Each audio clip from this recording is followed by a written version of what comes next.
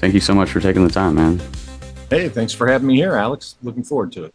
Yeah, of course. So I've listened to a couple of your interviews recently, and you kind of get into this ancient Vedic civilization and how they possibly made it to America. Can you give me a little bit of your background and how you kind of stumbled upon all of this? Well, it's interesting with my books, even though they may seem to be diverse in the topics, Mhm. actually, one book has literally led to the next. My first nonfiction book was about what I think was the esoteric engineering of Disneyland. I think the park was built to function as a psychotronic device. Now, this is tied into telluric current, which runs naturally through the terrain of the Earth. It's part of the formation of a planet, and then it continues once the planet forms and solidifies. It continues to run through the very terrain that it helped form and create, Mhm. the geomorphology, as it were. Now, in following up on the Disneyland book, I was led to this weird murder mystery that took place over 100 years ago here in the San Bernardino Valley. And it was connected to the telluric current. It was while uh, in the Disneyland book, we discovered that through the study of the geomorphology, that there's an intersection of three telluric currents in Disneyland. And that was part of how it functions. So I wanted to follow those telluric currents from that intersection, okay, to see if there were other weird things linked to this telluric system. And that's what led me to the San Bernardino mystery. And then while I was researching that, I was stumbling upon some interesting synchronicities and historical facts about Juan Cabrillo, the Spanish explorer who first explored what we know today as California for Spain. He was the first European explorer to go up and down the coast and check out spots. And that led to a whole series of books about historical figures, explorers. For instance, Juan Cabrillo, Sir Richard Francis Burton, Ambrose Bierce, Napoleon Bonaparte. And what I was finding was there seemed to be some type of um, covert either mission or interest of theirs, which was embedded within their more better known exploits, what were taught in school. What they were really doing was something we were not taught in school, according to the premise of all this research. And in studying what these explorers were looking for, or various places around the world, particularly in the Americas, and being interested, for decades in things like Atlantis and Mhm. lost continents, lost cities, I began to see what a lot of other researchers before me have seen and still do, is that there appears to have been what we would assume was an ancient Hindu presence, but more specifically Vedic. Now, what do we mean by Vedic? Well, we mean the source from which India, as we know it, comes from. In fact, a lot of Indian scholars that are into this hypothesis, the ones that I have read, they argue that India is a descendant culture of this lost Vedic civilization that at one time had an advanced technology, which included flying machines and power systems and things like that. And it was global. They had global reach. So, looking at it from that perspective, when you see things like megalithic architecture, right, the mysterious walls with the linked stones and things like this, Mhm. mysterious pyramids, even linguistic clues like what appear to be Sanskrit words in the Hopi or Navajo language or other Native American languages, that kind of thing. Some of the pyramids in Mesoamerica, in Honduras, for example, in Belize, are virtually identical to what you find in India, ancient temples in India. And I've personally visited a particular place, Tajín, which is near Veracruz in Mexico. There's one particular pyramid there that is something you would expect to see in Cambodia, for example. Now, there was this empire that is known to history. It's not lost, it's not forgotten, but it only existed for a number of centuries. And that was my understanding is it's pronounced the Kham. It's Cham, Kham or Cham, however you wish to pronounce it. This was an empire that was a maritime empire that drew from India, Egypt, Thailand, and throughout Southeast Asia, into Cambodia and such. And they were eventually overcome by a Vietnamese civilization. And they were believed to have traveled to the Americas as well. So all of this stuff in the mix is how I started leaning towards this lost Vedic civilization essentially having legs. So how long do you think this period might have lasted? I don't know how long ago it was. We're talking, at least 10 to 12,000 years, around the time that they say Atlantis existed, right? This Vedic empire may have been the alleged rival to the Atlantean Empire, whatever it was. Because, in the lore of Atlantis, we also hear about this big war that went on between Atlantis and a rival empire. Mm-hmm. I lean towards this possible Vedic empire being that rival to Atlantis. So at least around that time, but they go back way farther than that, according to, the Mahabharata and the Ramayana and Indian sources.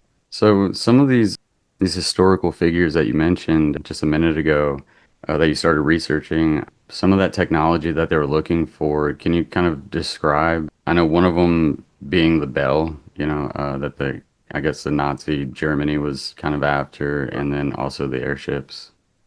Yeah, there's some confusion about the bell when you're talking about the ancient Vimana technology. Now, a lot of people, you've heard about the Vimanas. Books have been written about it, and many people argue that it's the source of modern flying saucer technology, and could very well have been.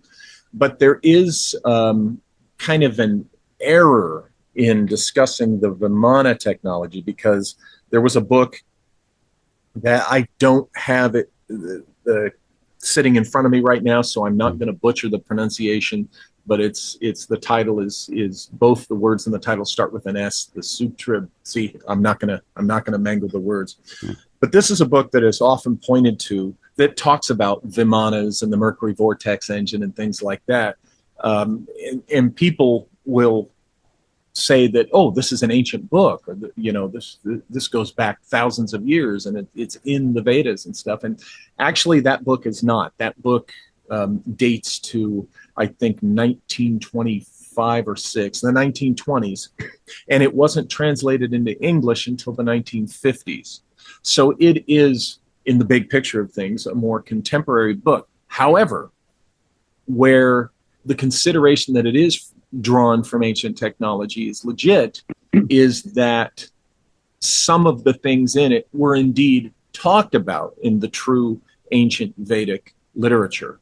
Flying machines are talked about often in the Mahabharata, for example, and the Ramayana, and along with other very interesting technology. In the Mahabharata, there's one particular story where it talks about a particular, I think she's a princess. She doesn't follow the instructions she's supposed to follow in the sons that she's supposed to have, and she ends up giving birth to this ball of material, flesh material. And the entity, the god being, comes down, scolds her for not following instructions, but then he instructs his helpers to divide this ball into several, I think 100, tiny little thumb-sized portions. And then he specifically instructs them to put each portion into its own jar, and then seal the jar and fill it with, I think, ghee is one thing, and whatever other ingredients, special ingredients. And after a certain period of time, babies emerge, okay, from these pods. Well, what does that sound like, right? That sounds like test tube babies, so to speak. As they used to say. Yeah. And so there's an example of hey, from our perspective, we see that as like IVF, in vitro fertilization and all the modern fertility technology, but also flying machines and weaponry are discussed. And from the 21st century perspective, they sure do look like technologies that we understand would involve metallurgy and chemicals and chemistry and all sorts of interesting things. So when you look at, for instance, the bell, okay, now the Nazi bell, which is the famous one that is talked about the most, are two counter-rotating cylinders, one inserted into the other. And very often it's described a mercury solution is pumped in between the two cylinders, right? And it rotates on a central axis. And the result is allegedly anti-gravity, time and space distortion, but also a very destructive power that reportedly kills plants and other living material, including some of the scientists that worked around it. Now, when you look at the Kecksburg UFO, for all the world, and I'm not the only one who says this, but for all the world, the Kecksburg UFO appears to be an American post-war iteration of the captured Nazi bell, okay? And I made a discovery in the Delschow materials some years back, that Charles Delschow, if you don't know who he was, he died in 1923. And he, between 1893 and 1923, he wrote these journals in which he claimed a group of German immigrants in the California town of Sonora, just outside of what is today Yosemite National Park. These Germans were allegedly building flying machines in the 1850s, the decade before our Civil War, and 50-some years before Kitty Hawk, before the Wright brothers flew their first successful airplane. So for all the world, these weren't balloons. According to Delschow, they were essentially anti-gravity. But the connection here is, in Delschau's artwork, I came across his schematic of a prototype, proof of concept version of the Nazi bell, literally bell-shaped on a central axis. It rotated, and Delschow claimed that this was the operative device in the engine and the propulsion that gave it the lift, the anti-gravity lift. Okay, and this is in the 1850s. So this was married up to a turbine, what appears to have been the Rankine turbine, published in 1849, the design of it. And he also, the leader of this group, Delschow writes about, also used a very special liquid fuel, not really a fuel, but this special liquid that was pumped into the turbine. And that was the secret ingredient that made all this with this spinning bell piece work to create anti-gravity. That's in the 1850s. 40 years later, we have the 1890s airship mystery, and people report spinning, rotating devices that would help the airships lift into the sky off the ground. So where did Nazi Germany, if they really did build this thing called the bell, where did they get it from? A crash flying saucer? Not likely. It's likely that the prototype version of the bell, experimented with in the 1850s, found its way through the 1890s airships into the hands, of the early 20th century aerospace and exotic technology engineers in Germany. And what they did was they just kind of juiced it up with a lot of electricity, electromagnetism. And when you ask, okay, where did these guys in the 1850s get the idea to do this? You have to look at a potential knowledge of these ancient, vimanas, this ancient flying technology, allegedly described in these Vedic texts from long ago. So did this lost Vedic civilization originate this technology? Is this what the Germans were dabbling in? Kind of makes a ton of sense because they use that swastika. Didn't it come from like an old Hindu? It's, kind of oh my tradition. gosh, Yeah. yeah, it's Tibetan, it's Hindu, it's, Yeah, and so that kind of like it's a weird connection right there. right, Maybe like a little a nod to them in a way because they seemed obsessed with finding that kind of stuff around the world. exactly. Was there any other technology like that that they were after or rumored to be after? There, it's been argued, and I agree with this, that they were looking for the sources or any relics Hmm. of these very things that are talked about in the the Vedic literature, the Mahabharata and the Ramayana. Because they studied the same thing about these wars.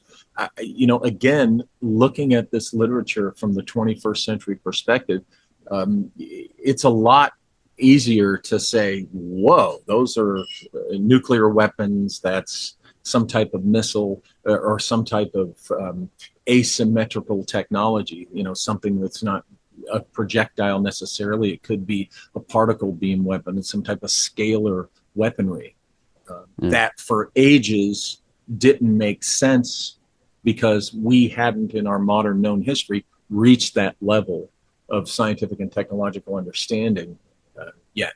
But now, since we're doing amazing things with technology, we see it for what it likely was. And for all we know, that could have been the source of what we know. So it's possible. It's legitimately possible. So it's got to be considered. Is there like any kind of like specific architecture, I guess, over here, like in South America or North? Yeah, you could look at Puma Punku, for example, down in Peru, that's kind of co-located with Tiahuanaco. You can look at any of the mystery megalith architecture, the stuff, like the giant walls, the walls in Cuzco, for example, with the interlocking blocks, of different Interesting. Yeah. sizes, but they fit together perfectly and they've withstood disasters, earthquakes, and stuff for ages. You could look at the giant unfinished obelisk in Egypt, the one you see that's still in the ground, and it cracked, so they didn't finish it and lift it up. But then there's the giant stone in Baalbek. That's how did they place this? Um, any of the mystery megalithic architecture, and then look in the Americas. I'm sorry, North America and Mesoamerica, because we know about the megalith stuff down in South America and have for a while. But when you look at Mesoamerica and you see these stelae and you see the pyramids that are virtually identical, again, as I mentioned before, what you see in Cambodia or Thailand or India, you have to wonder. The Maya, for instance, the word Maya is a Sanskrit word. And when you look at the lore, it appears for all the world that they came to this part of the world and influenced Mesoamerica and ancient Mexico and such. And so when you again jump back to the Vedic scholars themselves say that there was this lost Vedic civilization that was global, it begins to, have legs. And I personally have begun to suspect that, of course, they arrived in North America and established outposts and founded cities, perhaps. And I think that that's one of the secrets of the Louisiana Territory, which Interesting. Napoleon Bonaparte might have suspected, had reason to believe was there. Um, and of course, I think Thomas Jefferson would have been possibly aware of this as well, because there are still things that were discovered during the Lewis and Clark expedition that we don't know about. My most recent book, The Esoteric Napoleon Volume 2, is all about this Yeah. because Napoleon, France sold Louisiana Territory to the United States in 1803, but in 1802, a lot of people don't know this, it's in the biographical material, the Hmm. historical material. In 1802, Napoleon Bonaparte ordered his naval secretary to put together a special team and, under strictest secrecy, send them into North America specifically to explore the Louisiana Territory before he decided to sell it to the United States. Now, we never learn exactly what he told them to look for. We never learn if they found anything and what that was. All we know is that he'd ordered this secret expedition. And again, under strictest secrecy was his command, his order. Now, the Louisiana Territory was a big chunk of real estate. Okay, it pretty much more than doubled the size of the then United States when Jefferson acquired it. Okay, so it took Lewis and Clark about 3 years total, the better part of 3 years, to explore this territory. And Napoleon sends his guys in merely for 1 year or during the year leading up to the sale. So I suspect that Napoleon had learned something about what to look for, what to find in Louisiana Territory to begin with, and he instructed this team to specifically look in particular places. The reason that I suggest that it may have been this lost Vedic civilization is because of these things I mentioned before. The essentially Hindu architecture of these temples in Honduras and Belize and Mexico and such, the stelae, some of the words, the linguistics that I mentioned before, all sorts of reasons to suspect that a Vedic culture made its way to North America long ago. Yeah, do you think there's like kind of like this coordinated cover up in North America to hide that fact? Yeah, I'm one of those that I don't trust the Smithsonian that tell us everything. Yeah, I do think there's reason to suspect that they cover stuff up from us that does not fit a narrative. One of the problems you have is there is a politically driven narrative regarding the Native American tribes. Okay, and then there's the evidentiary trail that you follow. And what's interesting is when you have native cultures saying that these people came from elsewhere and, pretty much saying, oh, yeah, there was this civilization here that like Cahokia, built that. We didn't build that.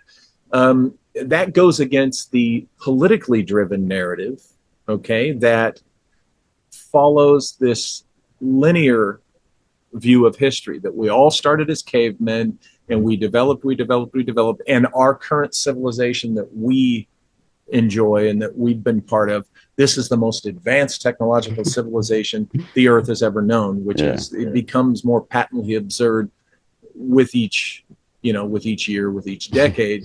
But that's the narrative that they want us to follow, and the evidence flies in the face of that. Yeah, I think that's kind of laughable at this point, Right. Yeah.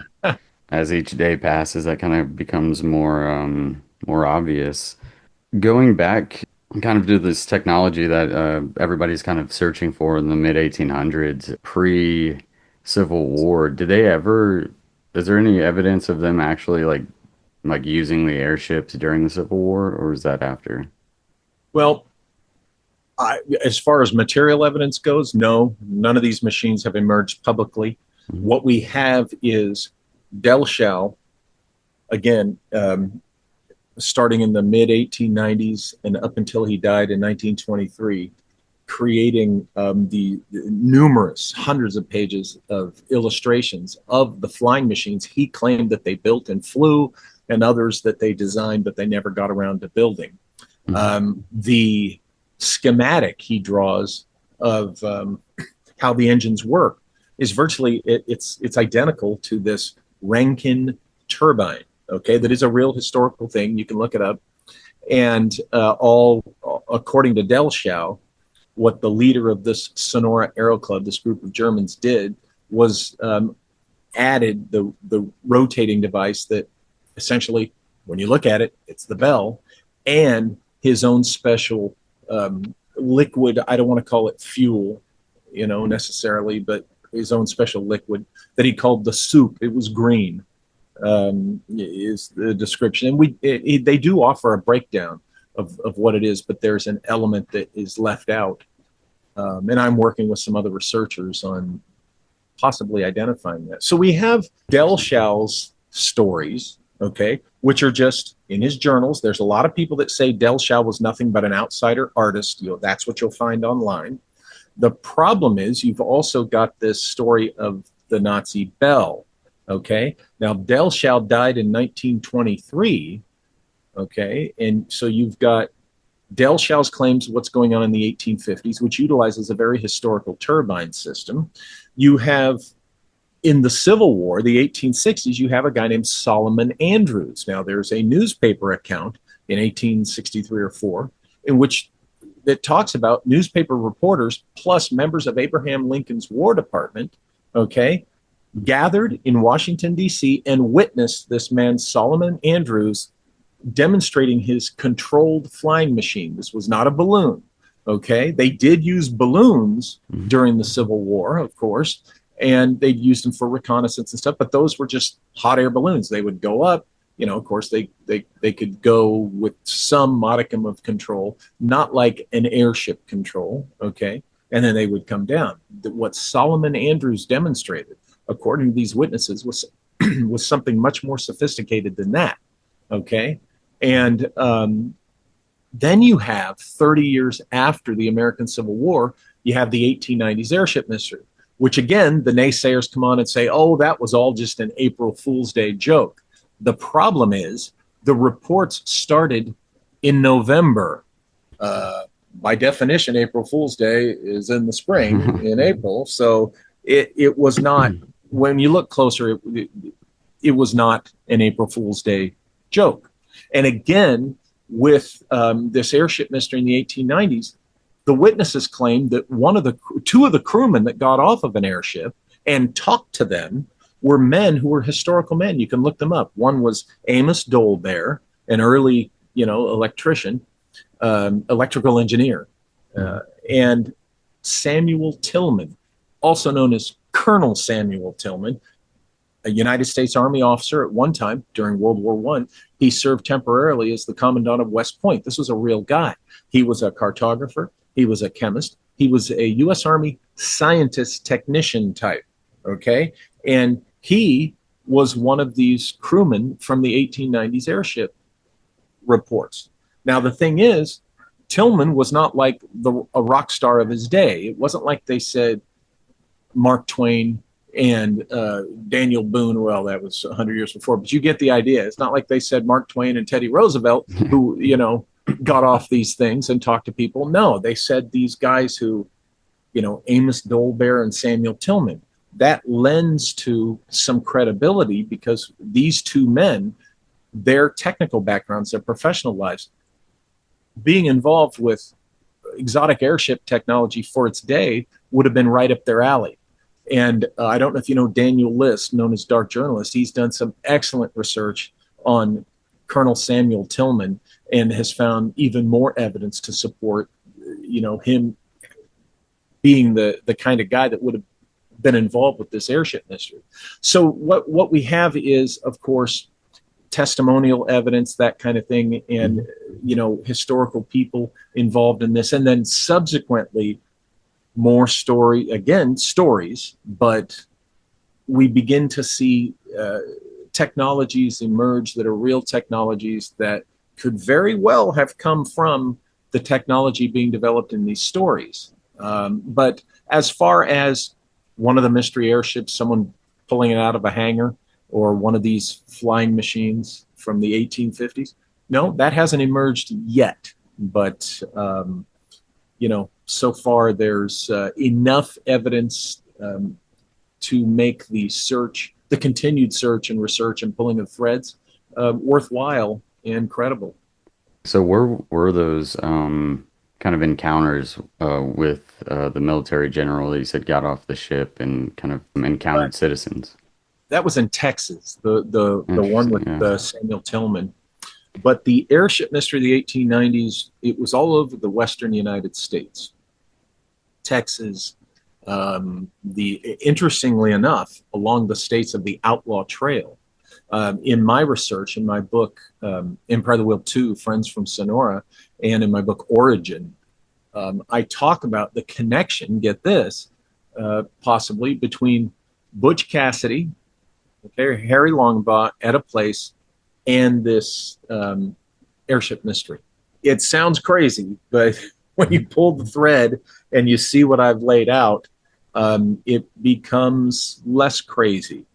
And I've also discovered the evidence through the documentary evidence that Butch Cassidy and Harry Longabaugh and Etta Place, but definitely Butch and Harry Longabaugh, were very likely military intel agents and operatives. And I present that documentary evidence in a small, short little book about it. So it's there. There's more to that story than people realize, and it has to do with military intelligence and very likely this mystery technology. It kind of gives you a different view of the 19th century, particularly between Civil War and the 20th century. And I think that the 1890s mystery airships were the product of 30 years of research on what would have been America's first black technology program, first secret technology program, because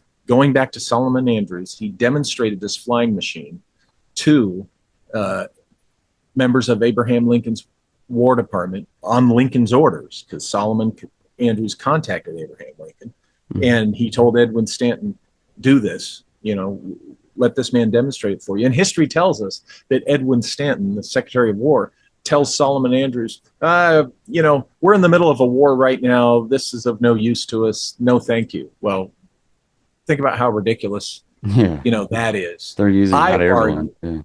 Yeah, right. They were using hot air balloons already. But I argue that for whatever reason, they didn't feel like they could develop it, for wartime use, but they most definitely took up the research after the war.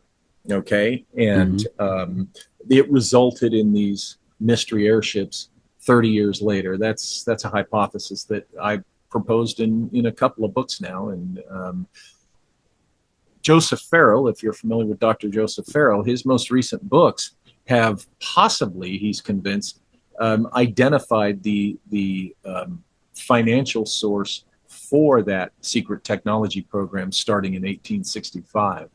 So there are credible threads to pull on this. And again, this very possibly came out of somebody's knowledge and development of something from these ancient Vedic scriptures. So you have books about like the 33rd parallel. Do you think there's evidence along that within the United States that kind of points to that? Yeah, I think this is knowledge that they would have had if they were truly this advanced technological civilization, like it appears they may have been. I think this is the kind of knowledge that they would have had and taken advantage of. For instance, I proposed in my works in Origin and in my book Destination Carcosa, which I first proposed this black technology program to build these mystery airships. I proposed that the airships used this telluric energy, these telluric currents, like a ship uses a current at sea, right? There's shipping lanes that follow currents, and you get on the right current and it carry you essentially from one continent to the other, right? I think using the telluric currents within a navigational system can do the same thing, and at the same time possibly energize the airship in itself. This is something that Tesla,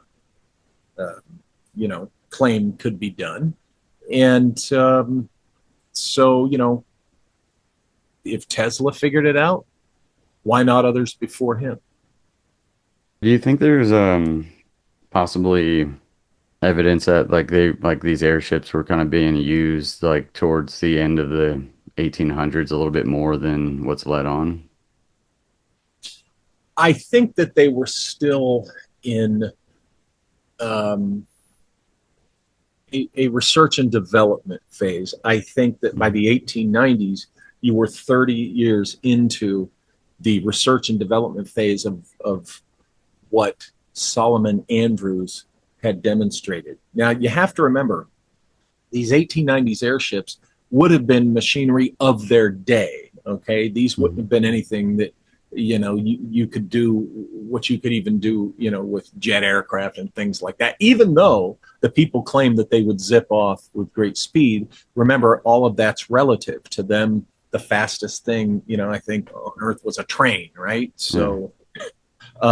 So I think that while the 1890s airships were more advanced than what Delschau claimed the guys were doing in the 1850s, they were still in that development line where they could only do so much, even with whatever breakthroughs they had. I do a chart in my books that I mentioned, and it shows a progression chart to give you an idea. And for instance, the Delschau arrows, they're called AERO, that he says these German guys were building in the 1850s. These were small, relatively small, and very rudimentary proof of concept, right? And so I do this chart comparing to the advancement of the automobile.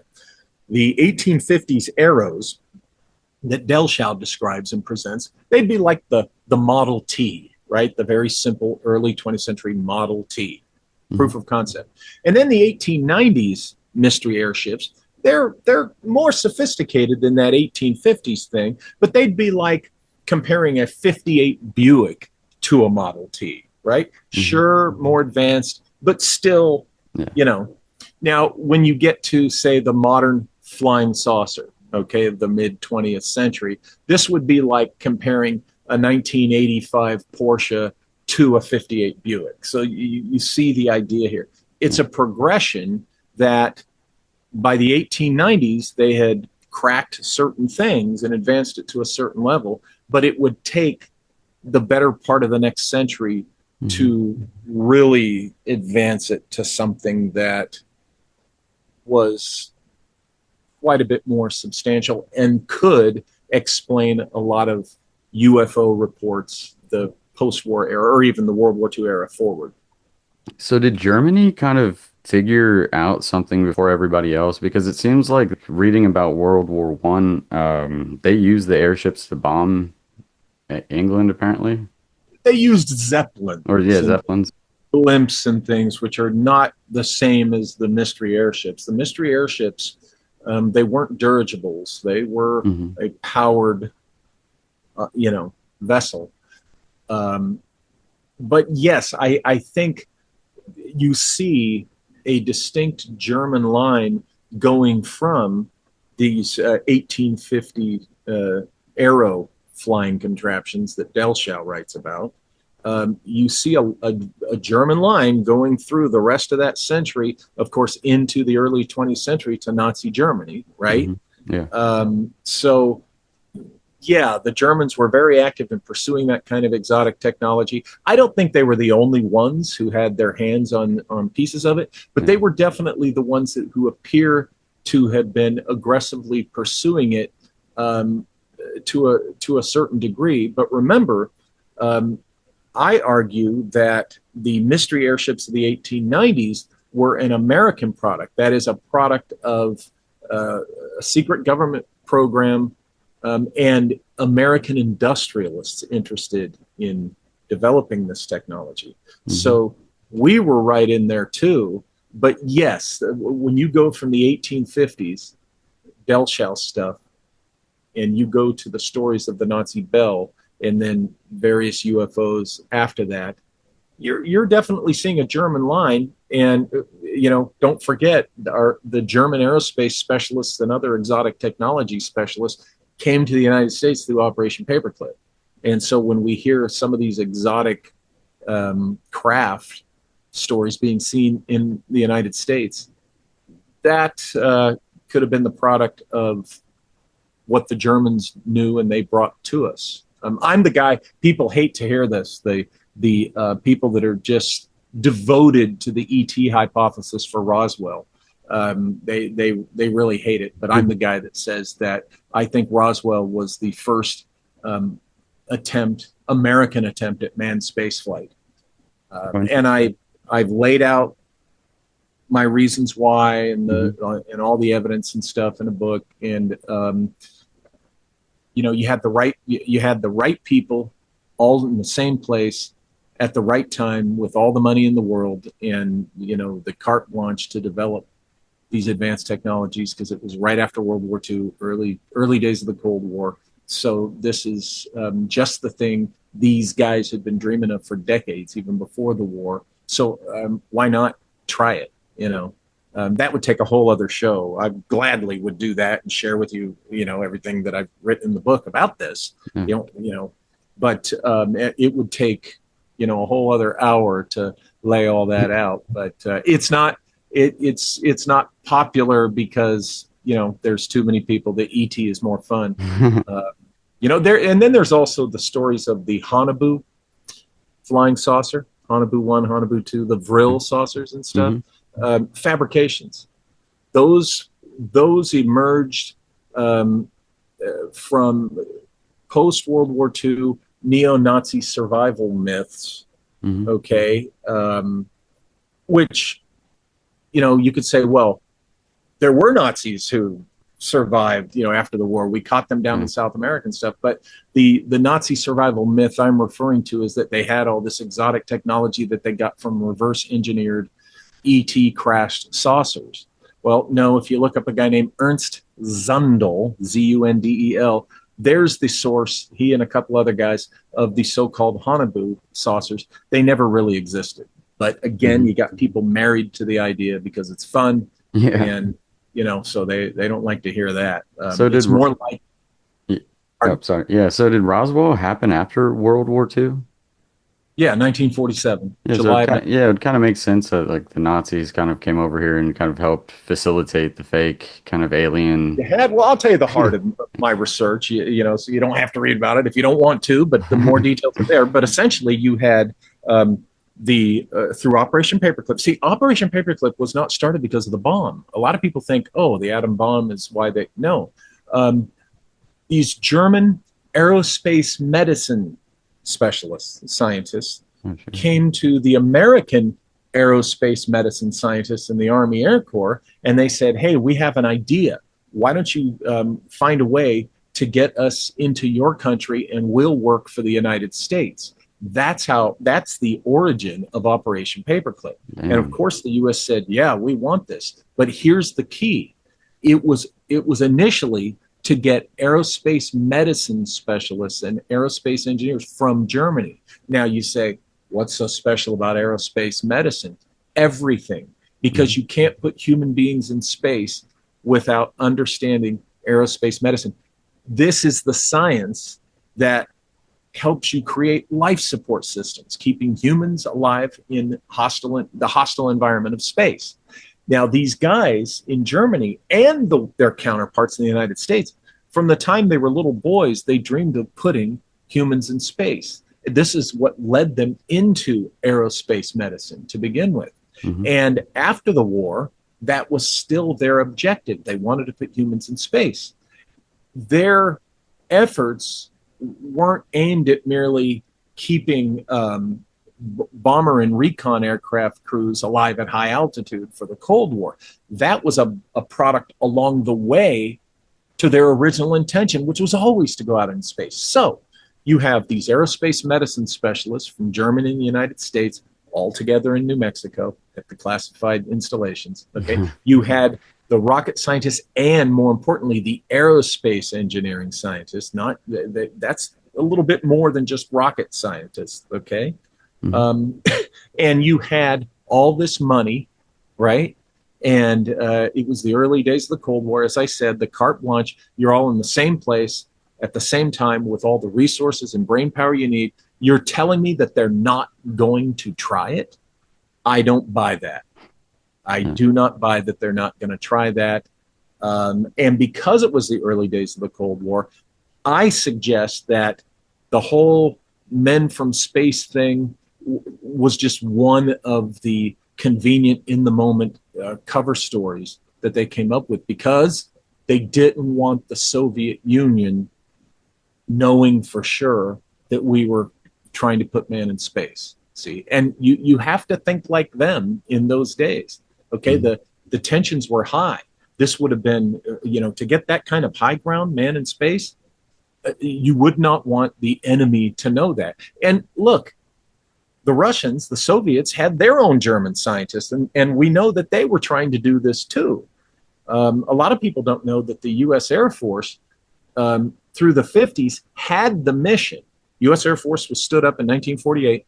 They had the mission of putting Americans in space. NASA didn't even exist till October of 1958.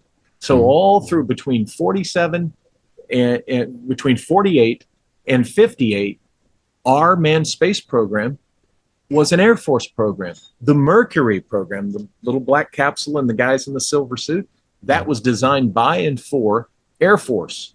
Okay.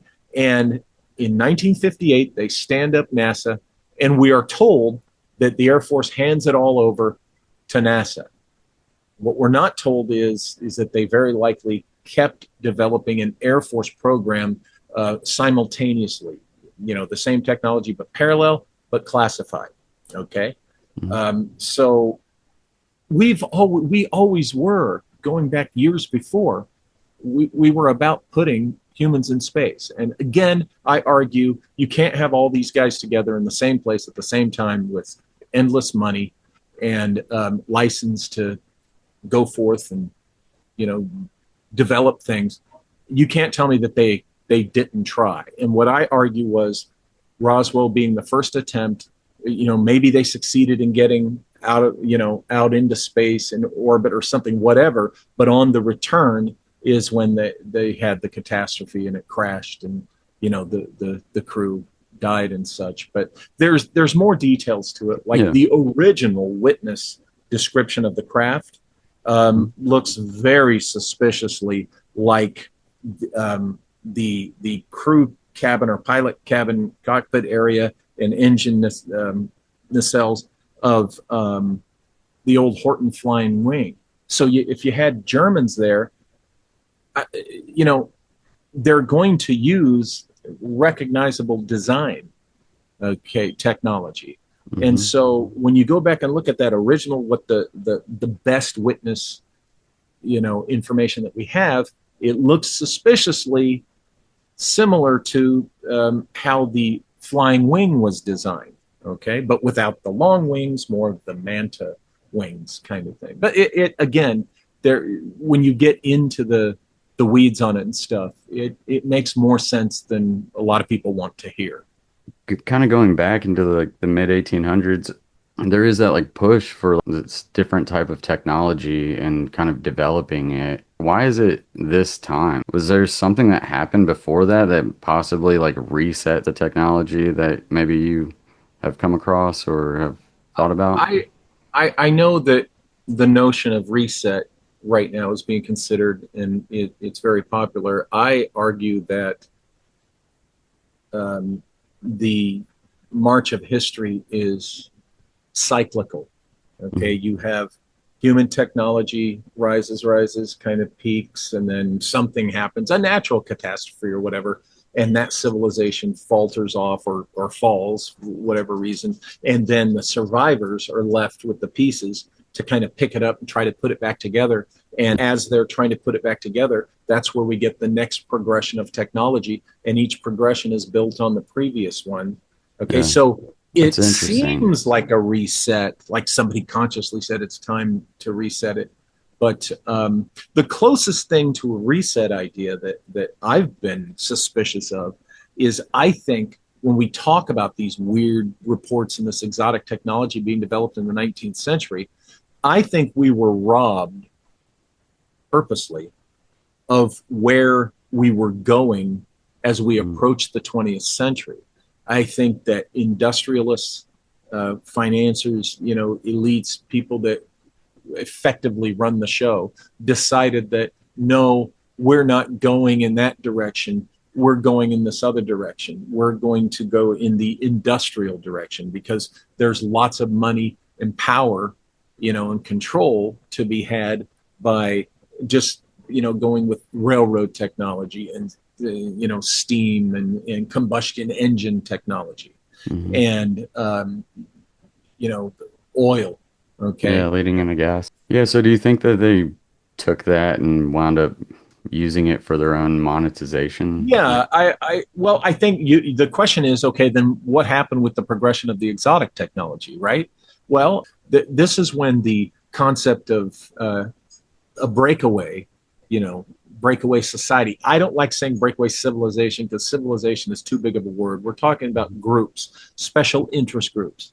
And I think what they did was they took their knowledge of the exotic technology, or to whatever extent their group had developed it, and they just continued researching it in private, okay? Because, again, the powers that be said, no, we're not making this public. Go on, keep researching it, but you'll do it privately, secretly, and we'll apply it that way.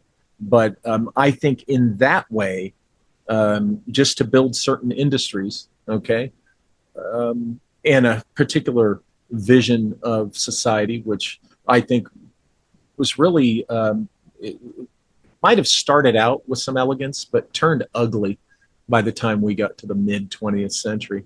Yeah. I think we were robbed of what would have been a much more technologically advanced and more elegant civilization. And I think that was the path we were on, and it was taken from us. You know, by the kind of guys, for instance, in the United States created the Federal Reserve, right? Yeah. Guys who were narcissists who were all about control and their own personal wealth and things like that. So in essence, if not really a reset, a derailment of where we were organically and naturally headed. Everybody kind of like sees space differently. They see the moon differently. Some people say it's fake. You know, it's kind of gotten that ridiculous at this point. Like, how do you see all of that? We've been in space. We went to the moon. I've argued for years. My problem with, for instance, Apollo 11 is we just simply weren't told everything they saw and found up there. And I suspect, this is hypothesis, okay, but you know, I've been in the U.S. military, the U.S. Air Force, and been around, you know, my dad was in, and I know how it works. And we try out technology, particularly advanced stuff, the bold stuff. We do it secretly to make sure it works. I think one of the big secrets about Apollo is we tried it. We made sure it would work. We put men on the moon before Apollo 11 secretly to make sure it could work. I do not believe for a minute that we put on that kind of highly risky dog and pony show in front of the whole world for the first time. I don't buy it. I think that, you know, and there's all sorts of reasons. That's another discussion to, you know, suggest there's evidence for that. I think that we had the parallel space program that was classified, not like that nonsense blue chicken intergalactic federation crap, you know, fantasy stuff that got popular there with Corey Goode and jokers like that. I'm talking about a classified manned space program that I think somewhere around the mid to late 70s, this classified program started really moving ahead of what NASA had, what the public perceived our space program level to be at. I think that they found more things on the moon than they've ever revealed to us. I think that I'm in the school of thought that thinks that there was a technological civilization on Mars at one time that got destroyed either through natural cataclysm or a war with another advanced civilization long ago. I think, I don't know for sure, but I think the survivors of that probably came here, a lot of them, and we'd find them in our DNA, you know? So I think that's what they're hiding from us, is that, you know, there's ruins and relics on Mars. But I think they're playing a funny game with that. You know, the NASA feed of the landers, people are always pointing out anomalous objects, right? I think they're playing a coy little soft disclosure game. I think they're showing us these feeds. They see that there are relics and ruins there. They're not saying anything, so that when the day comes that they do reveal that to us, they have culpable deniability. They can say, we never hid it from you. It was there in the feed. All of you saw it. Some of you saw it and pointed it out. We didn't deny it because for whatever reason, you know, I would hate to think it's because of, you know, oh, the religious people would freak out. That should be our last concern when it comes to disclosing other civilizations Oh, out there in space over what religious people think. But well, there we honestly, are. so do you think, like your point right there, do you think religion plays a role in keeping previous civilizations kind of out of history in America? Wow. I mean, look what the Catholic Church did when they came over to the Americas during the conquest. I mean, destroying books and relics and monuments, just wiping it out. Oh, of course, the Vatican kept their little personal copies of these things. But for instance, Landa, look up Landa, Landa. Hmm. There was an a-hole extraordinaire. I forget, I can't remember if he was a Jesuit or a Franciscan, but he was just a wonderful example, of somebody who did this. And of course they were suppressing it because their their myth of Christ as one. Remember, there was a pope that said it has served us well, this myth of Christ. Now, before people label me atheist, I have no problem with the existence of these God beings. I have no issue with belief, your spiritual belief. I take issue with the formal organization, churches, temples, mosques, whatever, Yeah. because that's a different animal. Okay. And the history shows that they have been destructive, hateful, murderous, all to control what is known. And so I have a big issue with organized official religion and its leadership because they've had a hand in this kind of suppression ever since, they began to exist, ever since they were founded. Do you think there's still like an effort like today, like to kind of keep that hidden? Yeah, it's when you have, like here in the United States. I mean, this amazes me whenever it comes up in a free society. But we're talking again about the banning of books and the kind of books we're talking about being banned. I mean, Romeo and Juliet. We have a local, school district here in the Inland Empire in which the teachers were hauled in and told that they will teach Shakespeare's play Romeo and Juliet will have to be taught according with this new office, this DOJ office of proper education, I guess, or something like that, a Shakespearean play. Now we know that Shakespeare has some esoteric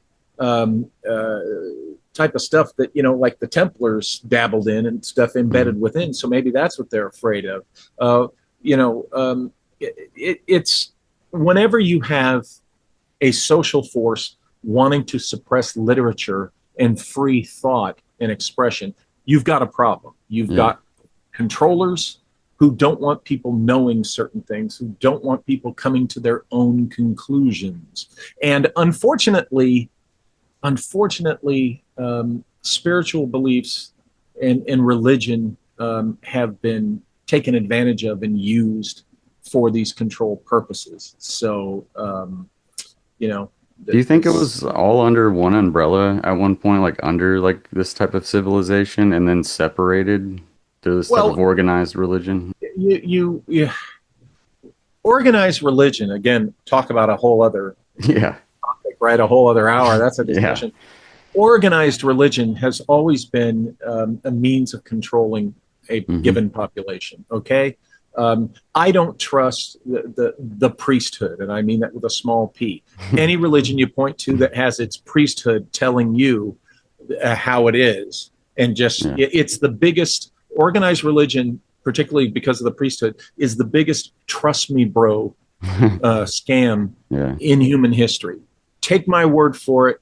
This is what you need to do. And in our times, in our known history, the biggest problems have been the Yahwist monotheisms. What do I mean by that? The big three that follow Yahweh, Jehovah, what have you. Okay? Because talk about a bloodthirsty narcissist who's all about, his control. Here's a fun example. If you want to know what I'm, getting to is watch the movie Star Trek V. Most people don't like it. They don't like the rest of it. But the best part of it is the scene in the climax where Kirk, Spock, and McCoy go with Spock's brother to meet God. And God ends up being this powerful alien who's imprisoned far out on the edge of the universe or whatever. And he's demanding a starship. Bring your starship closer so that, you know, my gospel can reach everyone. And Kirk is the only one I mean, even Spock is thinking, oh, could this be? And of course, Bones is like, oh, it's God, Jim, it's God. And Kirk is the only one that says, excuse me, what does God need a starship for? And this God being says, who are you? It's like, don't you know? Aren't you God? And he gets zapped a couple of times. And finally, the others snap out of it. And that's a perfect example of this Yahweh character. By the way, Yahweh is not a proper name. It's a title. That's been proven linguistically. It's a title, meaning just chief or commander. So look at it this way. Here's this being. He and his retinue come from another world or dimension or whatever. They land on this planet, see the primitives, and go, oh, these guys will be easy to control. So he sets himself up as their almighty God. And what does he do? He says, you kiss my ass sufficiently and everything will go great with you. You stop kissing my butt and my wrath will come down on you. Now, why does an all-loving, omnipotent being need to have his butt kissed so much as this God we're told about? And everybody gets superstitious about it. Oh, Walter, you're going to get struck by lightning. No, I just clearly. But again, we could go on and on the evidence for what I'm saying. But this is the tradition that has led to these control groups, you know? Yeah. Church-related control groups. Do you think like part of the evidence was like them using America to try to develop this technology? Do you think that's why like the Vedic civilization was here? I would say possibly from the days of Napoleon and Jefferson, because these men were interested in ancient civilizations. Okay, in my books, The Esoteric Napoleon, in Volume 1 and Volume 2. I discovered in my research that Napoleon Bonaparte was keenly interested in things like lost technology of forgotten civilizations. That was right up his alley. Yeah. After he lost Waterloo, he stated, again, this is historical record, not just speculation. He stated, I'm done here. I'm just going to go to the Americas and pursue science and archaeology.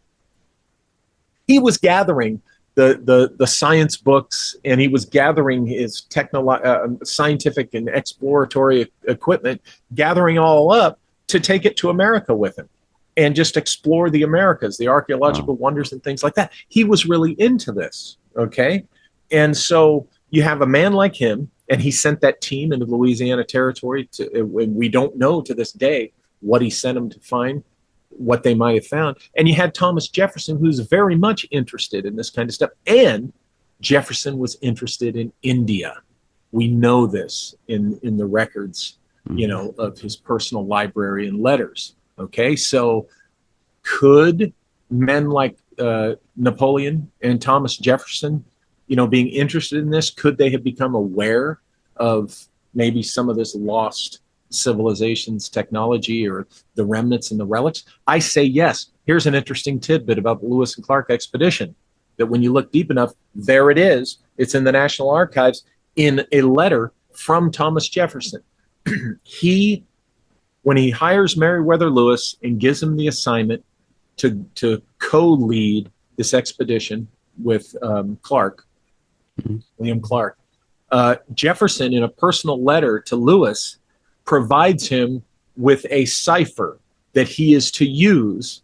And when he finds those things that the public should not be told about, he says it in so many words, things that you do not want to make public, tell me in communications using this cipher. So Thomas Jefferson told Meriwether Lewis, go look for these things that we want to keep classified. And when you report them, use a cipher. I mean, come on. There's a secret mission right there. And when you read the Lewis and Clark expedition journals, Clark is always, you read it, I'm sorry, Meriwether Lewis is always going off, leaving Clark to lead the mundane. Oh, here's the deers, here's the moose, here's the leaves, here's the fish, there's the trees, here's the star readings. And then you read Captain Lewis returns with either alone or with 2 or 3 other guys he went with after being gone for 9 days or 4 days. And then when you finally dig out what he reported they were doing, it's even more mundane, and you're just not buying that that's all they were doing and that's all they saw and found. Wasn't he murdered after that too? That's the funny thing. Just a few years after the Lewis and Clark expedition, Meriwether Lewis is murdered under mysterious circumstances. Now, the information of the day says, oh, he was depressed and committed suicide. Okay. But I think even though Jefferson said, yeah, he must have committed suicide, I don't think he believed that for a minute. I think some of these guys knew he was murdered, and they were probably afraid for their own lives if they said too much.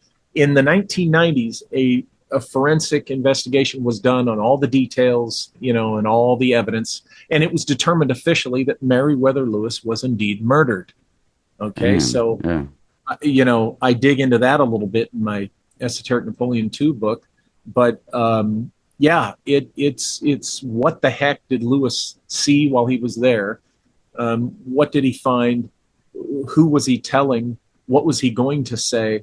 What was it in that got him murdered, possibly? Yeah. What was having to do with the Lewis and Clark expedition that got him murdered? So, and besides, that expedition was not celebrated. You could almost argue that it was somewhat suppressed because it didn't become this grand American accomplishment talked about openly and celebrated until America's centennial in 1876, 60 some odd years after it happened. In the intervening years, it wasn't. The book was published, but it wasn't really touted. Interesting thing, the editor of the journals as published, the official journals, was Nicholas Biddle. Nicholas Biddle was owned by and was the boy of the world banker cabal of the day. Okay?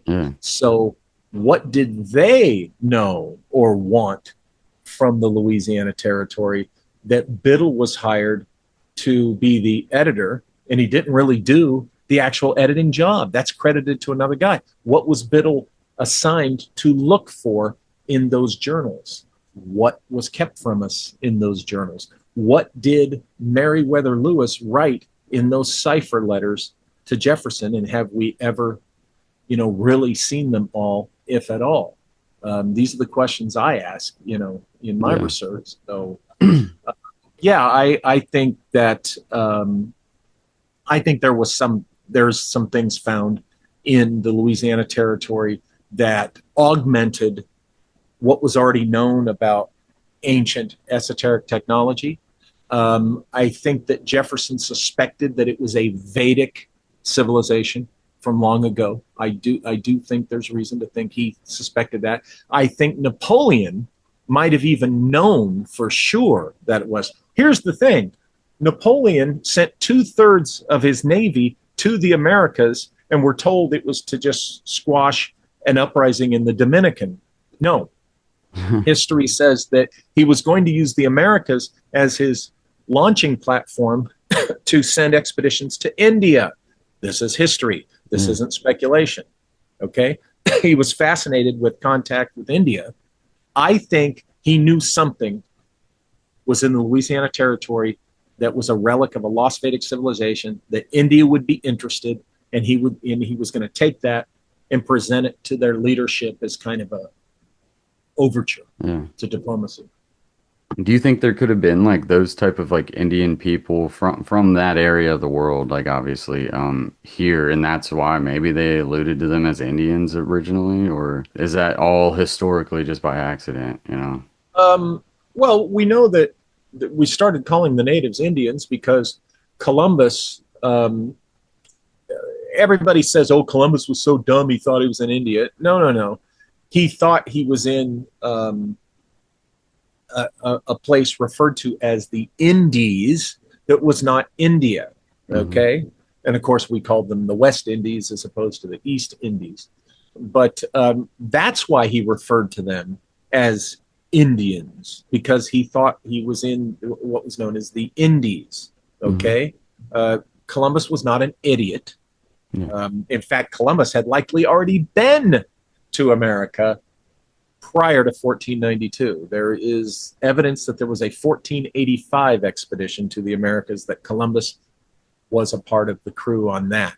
Because when you read the accounts of the Nina Pinta and the Santa Maria, the witnesses, the other officers and the sailors said that Columbus seemed really calm, like he knew that it was there, almost like he had been there before. He was very confident even when they were all freaking out, are we going to find this place? So I do think that we have to consider, I don't buy the Bering Strait story that all the Native American tribes came over from Siberia and ridiculous. I'm sorry, I'm a diffusionist. They came from all seems over. pretty crazy. Crossing the seas. So, and when you look at what I said earlier about the Maya, and you look at some linguistics in the Hopi and the Navajo and other Native American cultures, you see Sanskrit, Vedic words and terms. Come on, there was an interaction there, but it could also be that some of the natives are the actual descendants of the now lost and forgotten Vedic civilization that was here. That's possible. So it has to be considered. Yeah, because I mean the 1800s, especially in America, it's just so there's so much going on all at once. Like it's easy to just like look at like one little part of the history and be like that defines it. But there's like stuff like the Louisiana Purchase going on. They're still driving natives out of certain lands and having to fight with them. And they're trying to build architecture at the same time and set up shop. And they're also fighting the British and other countries at the same time. Was there any other like evidence that you want to share, kind of with the Vedic Well, civilization in Cahokia America? is a mystery, and it was technically out of the formal Louisiana territory, but that doesn't mean that Napoleon's men didn't go out of the territory. That doesn't mean that Lewis and Clark or Meriwether Lewis, at least, didn't go out of the, official territorial boundary to look at certain things. There is the Cahokia Birdman, which for all the world, I argue, and others do too, that this was an ancient depiction of Garuda, the Hindu god. Interesting. Bird god. Yeah. There is, when you look at the Iroquois nation, they were the people of the snake, and you look at the serpent symbolism. That's Vedic, because you have the seven-headed cobra, that's connected to Shiva. And I mean, when you start looking at these things, you see all sorts of Vedic mythology and religious figures, as a counterpart to what you're seeing in Native American, and even stuff that was, that even the Native Americans say, we didn't do that. That's not our folks. Yeah. That was there before us. But what you have is, our archaeologists and scientists that are in mainstream academia that say, oh no, that's your ancestors that did this, and we're not going to hear anything else, because they have their prescribed narrative that they're supposed to follow. There is a huge boulder that appears to be a sculpture that's found, I think, near Point Mugu in Malibu. There's a guy named Robert Stanley. I don't subscribe to all his ideas and conclusions, but he's the guy who would take people on tours there and show them this big boulder. Now, an associate of mine, Seshari, he went on the tour and he saw the thing firsthand, and he does an analysis and did a sketch and research. And this thing looks like a giant carved head you would see in Cambodia. And yet here it is in California, okay? And weathered and been there a long time. You have this saga, this romantic adventure literature that emerged around the time of Columbus coming to the Americas, centered around a character named Esplandian, okay? And it talks about this Queen Calafia, queen of the Amazons, and it talks about her kingdom and the wildlife and the landscape and certain things there that I've done in an analysis of one of my books. I've compared this to the wildlife and the terrain reported by the Spanish explorers of California. So you have Queen Calafia and this landscape and this wildlife that, these flying griffins and giant birds it talks about in Esplandian could have simply been, a fantastical description of the California condor as seen by, Spanish explorers. Now, what I propose in my book is that this lore, these novels about Esplandian, specifically where Calafia and her realm are concerned, may have been coded references to pre-Cabrillo exploration of California when they wanted to keep it really secret. So what did they do? They embed it in a novel, in fiction. This is one of the things that I argue about this Esplandian thing. And so here's the thing. You have this head boulder, this looks like a Cambodian head thing here in Malibu. Mm-hmm. You have other little strange things in California and in the Americas.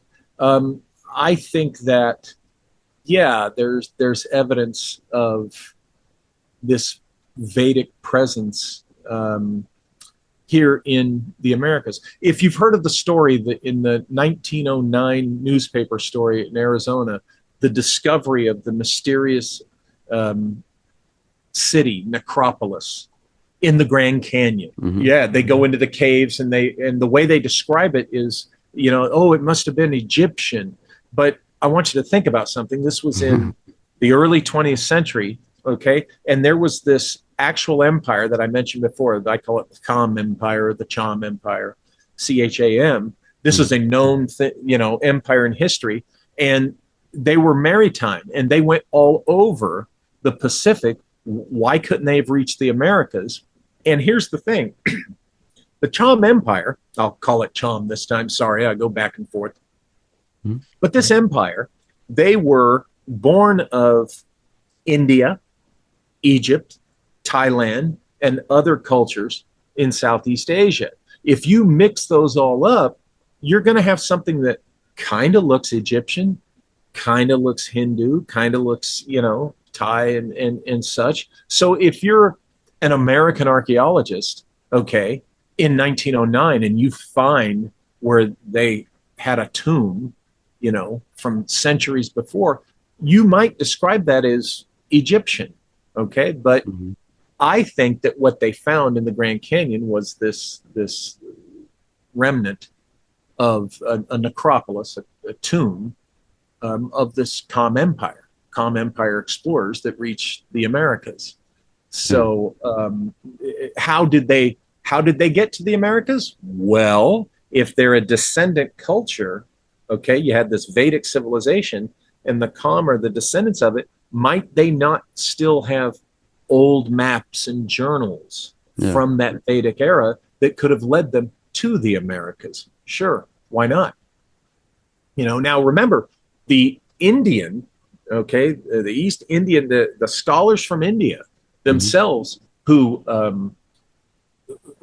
suggest and are proponents of what I'm talking about, they're quick to tell you, India that you know about, the India that we know, okay, they say this is not the origin of this lost Vedic civilization. Yeah. They say that they came to what we know of as India and established themselves, and what we know as India, even ancient India, is a descendant of this lost Vedic civilization. So you can't think of this lost Vedic civilization exactly, reflective of what we know of India, today and in known India history of India. Okay, it itself is descendant of this greater civilization. So where was their original homeland? Maybe the original homeland of this lost Vedic civilization is the Americas, North and South America. Man, that's super interesting. There's stuff around here, like North Dallas. It's right along the 33rd parallel. Yeah. There's the rock wall that's kind of underground and hidden out in Rockwall, Texas. I don't know if you've ever heard about that. It's like supposedly, You hear a lot of things about the yeah. 33rd parallel, specifically that band that goes around the Earth between 30 and 40 degrees north hmm latitude. There's a lake around here that they've just like it's not many people know about it, but they've discovered like it was like 1950s. They discovered hearths with human bones that dated back like they at the time they said 37,000 years, but they since came back in like the 80s, redated it to like 10,000 or something, and then they call them the Clovis people. They don't show any pictures, but it's the Smithsonian and the University of Texas kind of doing that. Yeah. Sometimes stuff trickles through, but for the most part, mainstream academicians want it Yeah. squashed. So do you think that is just to follow the biblical timeline? Yeah, well, as far as the biblical If I'm timeline, misstated, yeah. you have the old school biblical timeline that what says we're only 6,000 years old, which Mhm. I'm sorry, that's ridiculous. Yeah. My God, please. And then what is the Bible itself but a conglomeration of older traditions and other Mhm. traditions, and then And you translated mix and it up, stuff. Yeah. like a martini, and there it is, and then you got the priesthood. Hey, trust me, bro, that's word of God. Yeah. I don't buy it. Yeah. So you have to kind of make a decision for yourself. Are you going to follow in line with that? Or are you going to do your own thinking and be open to, the other possibilities? And that's scary for a lot of people Mhm. because of the conditioning, the fear used in the conditioning in particular. But a lot of people get comfort from that conditioning, and that's okay too. All I ask is the people who get comfort from that and are devoted to that, stay the hell out of the way of those of us who are not. Yeah. When it comes to what literature we read, what scientific, history, Mhm. pursuits we have, just mind your business. Yeah. Stop trying to tell everybody else how they're supposed to think and live. And that's all I ask, because Yeah. I'm That's certainly one. going to ignore them. Yeah. That's one thing I find like funny about it all is because at the end of the day, everybody's like guessing at the like what happens to you, like You'll find out, when it hap eventually. yeah, when it happens. So you have a book about the esoteric Napoleon. Do you kind of touch on like the Red Man, I guess, that he visited like in Egypt, the No, pyramids? no, I go into Egypt, Uh-huh. and I go into, what the historical sources reveal about Mhm. that. And I do mention the night that he spent inside the king's chamber. And when he emerged, he was shaken, visibly shaken. And he Mhm. said to a personal guard, he said, you wouldn't believe me if I told you, essentially, you know. And then after that, I go into some interesting things happened to him, and he seemed to have a special knowledge. And I go into what I propose actually happened to him that night in the king's chamber, and that gets pretty wild Oh, shit. esoterically, Yeah. pretty wild. You I think find he had a psychotronic experience inside the pyramid. what do you mean by that?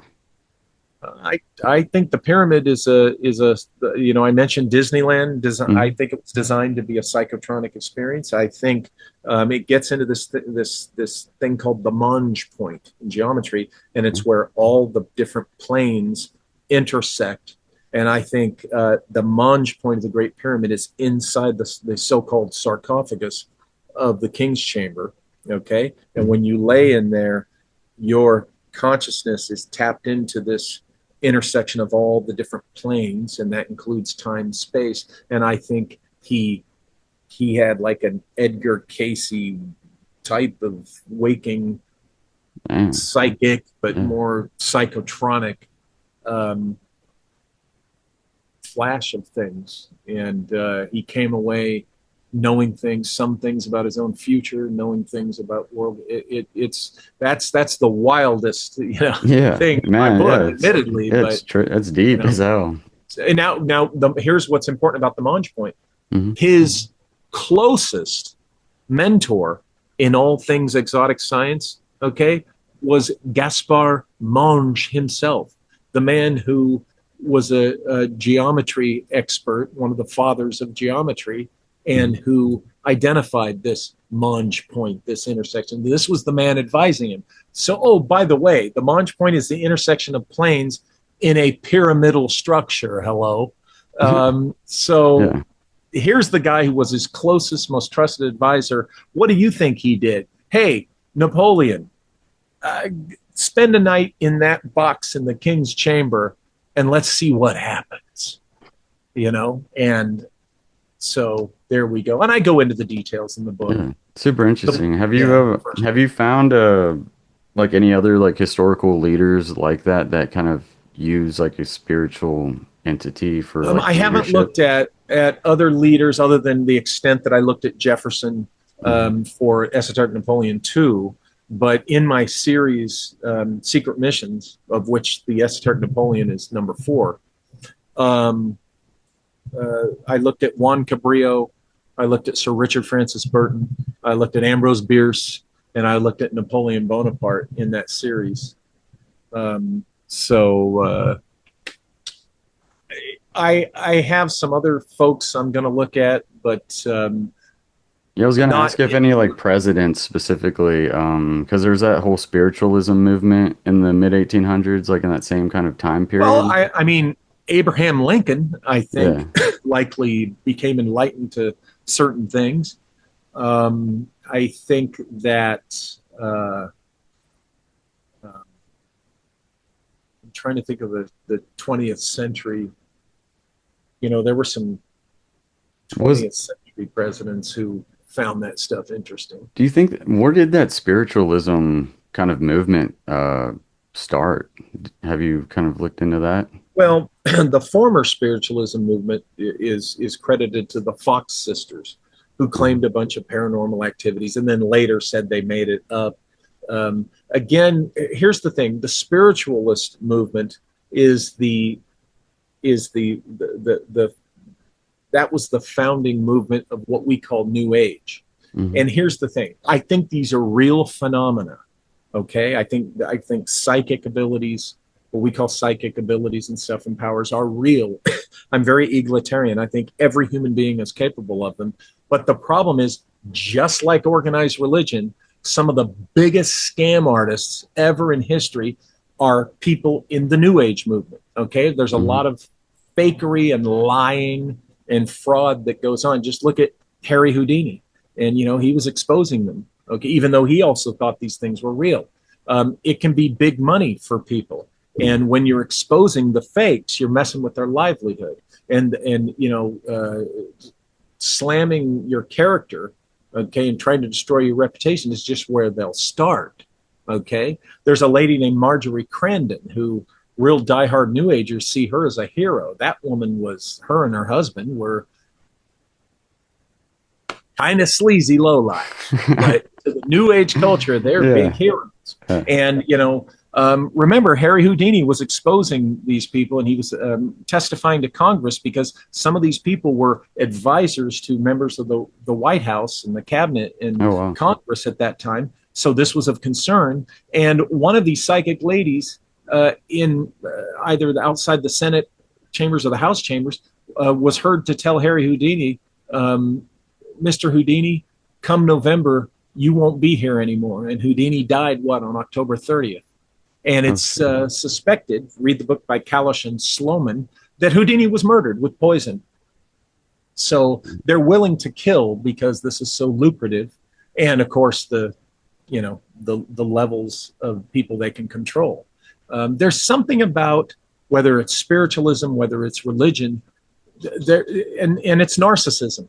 Okay, these are narcissistic people that just want to control others for the money, for the power, for the influence, because they get off on this kind of thing. And these are the people we have to watch out for. Okay, because they're the ones that will use your deepest fears against you. They'll have you believing that if you question their scripture, you will burn in a hell.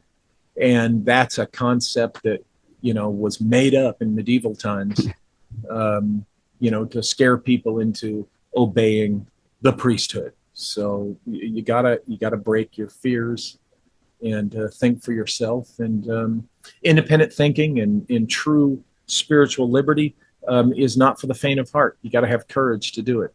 Yeah. And not a lot of people have it. Yeah, you're right. What are your thoughts on alchemy and magic just in general? I think they're real. I think there are people who misuse magic or their understanding of magic. Mhm. There's a lot of fools out there that think that they're magicians, and Yeah. they just want to smite people. Mhm. But I think magic in itself is a very real thing, and of course, alchemy, we know it's a real and truly effective thing. Chemistry, Mhm. came out of it, really. But yeah, I think it's very much a real serious thing. Cool. How did your experience as like, I guess like a federal agent and working for like national security, how did that kind of play into this type of research and how you kind of view the world? um, no matter which, I worked for multiple agencies, FBI, Air Force, and such, and Mhm. others. And no matter who I worked for, there were certain things that were just steady. And that is this: Mhm. the deeper you go into the intelligence community, okay, and the more you get involved with that, the more esoteric thinkers you encounter, Oh, okay? yeah. The more you find guys who absolutely believe in alchemy, magic, psychic powers. Robert And Monroe and people like that. yeah, well, those are technicians compared to, you know, um, what I'm talking Oh, about. wow. And yeah, Gee. there's a stream of that's what these guys are about, no matter who you work for. I had a Yeah. mentor that when I worked for the FBI or when I was in the Air Force or anyone else I worked for, I always reported to him. Didn't Yeah. matter who I was employed by in my Yeah. official duties. I reported to him. And guess what? This is the man that got my career started in the intelligence community. This is the man I reported to. This is the man who, when he retired with 44 years in the intelligence community, Yeah. started out with the Army Special Forces and such. Um, this is the man that also taught me how to raise dead spirits and get information from them, necromancy. This is a man that taught me, all sorts of things about psychic powers and the occult. Okay. And yet look at the career he got me into and the career he had. So that's what I'm talking about. The Yeah. deeper you go and the farther you go, the more wizards, so to speak, Yeah. esoteric thinkers you encounter. That's wild, man. I got one more. What do you think happens to you when you die? The What body would that? dies, your Okay. consciousness goes on. And Yeah. I think specifically, that's a whole other conversation too. I think specifically you're faced with choices as to what direction you'll go, and that's at your point of death. Will you go backwards, possibly relive part of the life that you just ended? Will you go forward into the next life? Will you stay in that other realm? But I think we're in our consciousness and our spirit's immortal. We we don't die. Cool. Oh, man, thank you so much. I really appreciate your time. Do you want to just give a shout out of where people can find you, find your work, and best place to buy it Yeah, from? absolutely. My books are at walterbosley.com. Even though you can find some on Amazon, get them at walterbosley.com because Amazon takes most of the royalty. So walterbosley.com, you can find my books. And while you're there, check out an event we're putting on in November that has an interactive element to it called the Pillars of the Harmonicon. We're calling it. It's kind of an this interactive steps toward a conference, a Vedic themed conference that we're Oh, having cool. in Big Bear, California in November. And you can find all that at walterbosley.com. Right on, man. Thank you so much, man, for taking the time. Thank you for having me. Mhm.